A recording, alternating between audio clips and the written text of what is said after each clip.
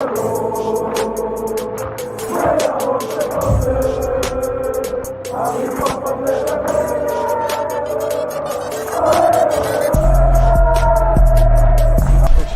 out to Kop-Ish. Shout out to Kopish, guys. All the good work the up. two legends, Emil Heskey, Howard Gill. Can't get much better than that guy. Yeah. You know what to do now. Like, comment, subscribe. I'm with legends, guys. Kopish. Yes, people, what is going on? It's your boy, man like Matt. You know what time it is? It's a summer daily news show. And today is Monday, the 18th of July. And it is sweltering. It is baking. I hope everyone enjoyed the weekend as well. Like, you know what I mean? The weekend was nice weather. But today is different. And tomorrow's supposed to be mad as well. I swear down. So I hope everyone's, as I said before, is having a good day or a good afternoon or a good evening, whatever time you're watching this. But I'll ask you, in fact, I'll ask you now, sorry. Please smash that like button. You know it helps us out as always. And obviously on the video as well, if you do enjoy the video, just make sure you smash a like on that as well, people. Do you know what I mean? Put the thumbs up for that. You know what I mean? And make sure you subscribe, as always. I think I said it right. It's the heat, bro. The heat's getting me mad. I swear down. I love heat and everything, people. But in fact, do you know what? Before we even get into it, yeah, I swear to you, before filming this, I was thinking, you know, you guys might hear the fan. Apologies if you can hear the fan as well. Like, I do apologize, but I can't lie to you. Right now, it is a sweatbox, innit? And I swear, if the heat was a person, this is what I'll be saying to the heat right now, bro. Come them big in your mama. You suck your mama. Me ready for run down your blood clot and gunshot you in this. I swear down. If it was a person, if the weather was a person, that's how I feel about you. But now, well, let's get into it. Let's get into it, people. Listen, there's only one place to start. And you know what time it is as well? It's Liverpool's midfield. Again, the links with the one and only Matheus Nunes just won't go away, people. That's right. The Portuguese midfielder from Sporting Lisbon, as always, still heavily linked with us from, I guess, from more of the Portuguese outlets. But they are saying, you know, he has a potential price tag of £45 million. And Liverpool and Chelsea are supposedly leading the race for him. Now, it does make me think, is this a bit of a lazy or easy comparison to make in terms of what we're after? Because everyone knows Liverpool want a midfielder. But it's the fact of the rumors just won't go away with this guy. But it makes me wonder, is that the agent? Is the agent just trying to get a good deal for the midfielder? Is he eventually just going to, you know, go to Chelsea? I don't know. But I do think there potentially could be something in it. And the reason I say that is because we know the midfield department is still where we believe Liverpool are looking to strengthen. That's right. There was a reason why Tchouaméni was linked heavily, and we were rumored to be trying to get him. I think we were. I think he just chose Real Madrid over us, isn't it? It's one of them ones, isn't it? But yeah, the midfield scenario. I know. I think Cal touched on it. I think a couple of days ago regarding the amount of midfielders that we have, and he was spot on. Like, we have about 8 midfielders, but I think it's the lack of quality. I think Klopp knows that. And also as well, we've got players going into their last contracts. Sorry, their last years of their contracts. And that's obviously Naby Keita, that's Oxlade-Chamberlain, two midfielders. So it is a case of strengthening in that midfield. Do I think it will happen this summer? I'm not sure. There's a part of me that feels like if we have a lot more outgoings, Liverpool may feel the deal can be done, or maybe they feel the space is there. And I think that's where we were having that debate as well about Oxlade-Chamberlain. Like, you know, as much as we like Ox and we love Ox because he's part of the Liverpool family, a lot of us feel like it's time to move on. And is it a case of Klopp not being ruthless enough, saying, listen, you're not going to get that much game time? Is he just sticking around? It's a tough one, isn't it? But Matheus Nunes' links won't go away. Let's see what happens, because I do think he is a quality midfielder. And when we talk about our midfield as well, like, we always talk about we lack that dynamism in our team, innit? Bro, he has dynamism for days. This guy's agile as well. And for a guy that's 6 foot and not built like a brick house, so to speak, but man's kind of sturdy. You know what I mean? He's sturdy. So for me, he fits the bill. He's a midfielder that I think we lack. We don't have that dominant CM that's mad athletic, but very good technically as well. I think we really missed that, me personally. So let's see what happens there. You know what? Sticking with midfield. Here's another guy that we've been linked with. I'm going to be real, guys. I hardly know anything about him, but apparently goes by the name of Carney. I think you pronounce it Chukwuemeka, I think that's how you pronounce it. Chukwuemeka. Apologies if I butchered that name, but he plays for Aston Villa. Now, he's been tentatively linked with us earlier on in the well, I said earlier on in the summer when there was all the talk about Jude Bellingham, and obviously the Jude Bellingham talk has slightly died down a little bit. But Fabrizio, not Fabrizio. I remember Neil Jones brought him up in an article at goal.com. Shout out Neil Jones. He was speaking about him saying Liverpool were looking at him. Now, this is what Fabrizio has said regarding, I'm just going to call him Carney because I can't pronounce his, or maybe I just try Chukwuemeka. Fabrizio claims that the Midlands have set a price tag of £20 million.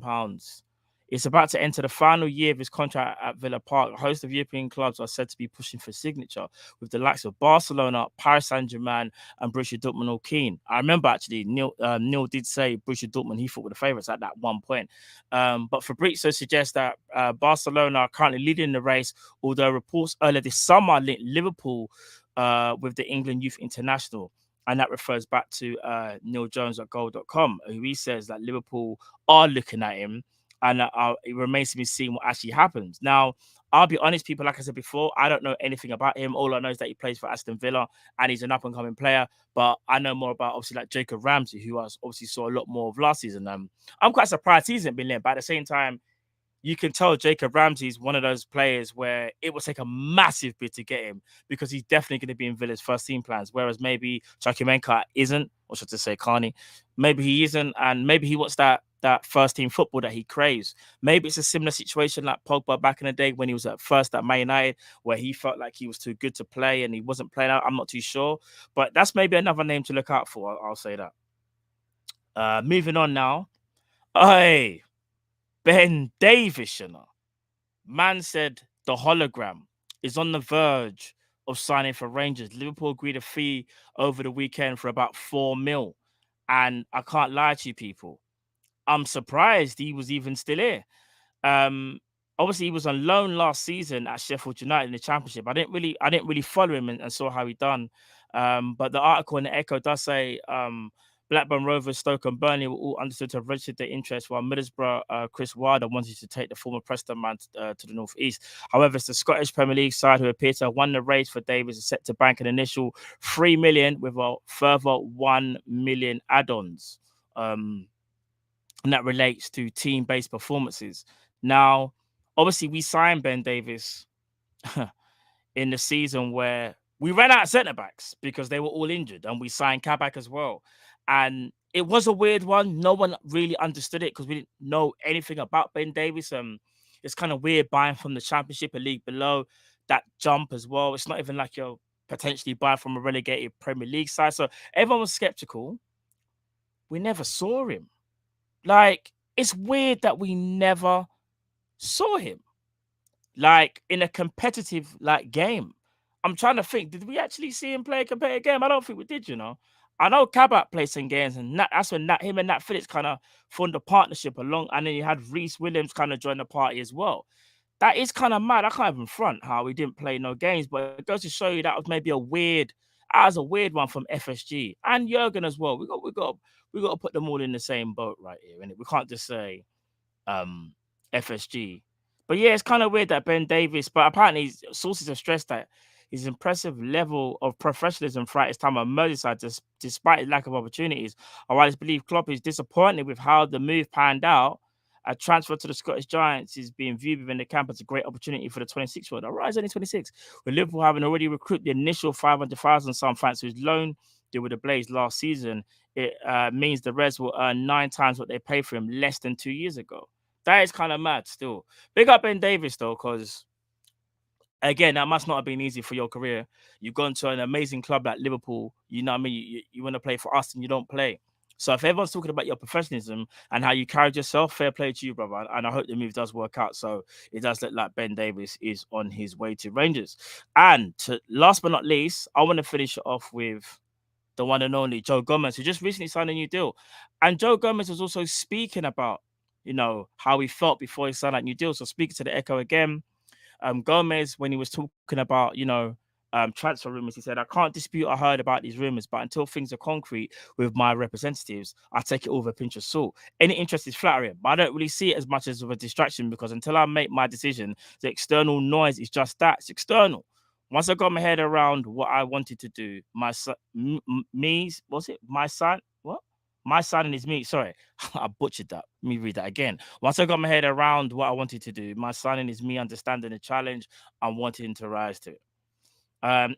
Gomez also said as well, I can understand why people would have thought that would be, I thought I'd be considered a move for sure, 100%.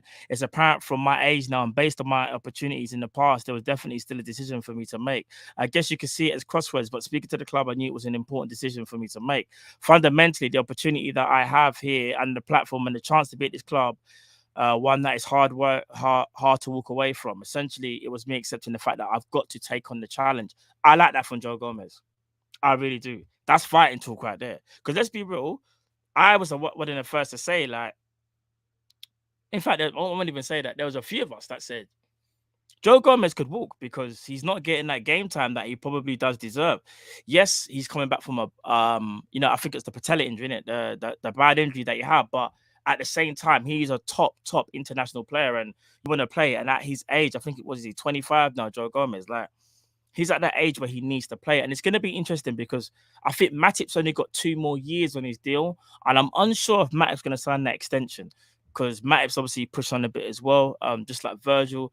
And we've always said as well, it could be a Konate and Gomez thing down the line. Not just yet, but down the line. But I think this is where, for me, Joe Gomez has to have like at least a decent season, because he's too good to not play. And I also feel like as well, Gomez's versatility, maybe being able to play at right back, can also actually help with Calvin Ramsey. Because let's say Trent gets injured, the natural thing is, Calvin Ramsey, but he's still young as well, just come of a fresh season from Aberdeen.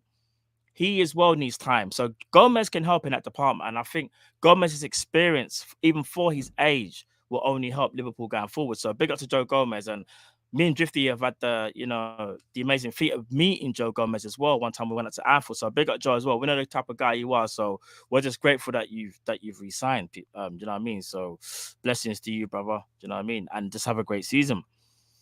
But no, people, listen, tonight, obviously, we've got the Monday night show, so stay tuned for that as well. That's going to be an amazing one. Obviously, me, Drift, and Cal, you know what time it is for that. But yeah, man, I hope you've enjoyed the news today. It's a Summer Daily News show. I hope you've enjoyed the news, and I hope you're enjoying the weather, more importantly. And like I said before, people, just be safe, innit? If you're traveling, be safe. Maybe try to bring a fan or something. If you can hear my fan, I do apologize, but there's no way I could have done this without the fan. Do you know what I mean?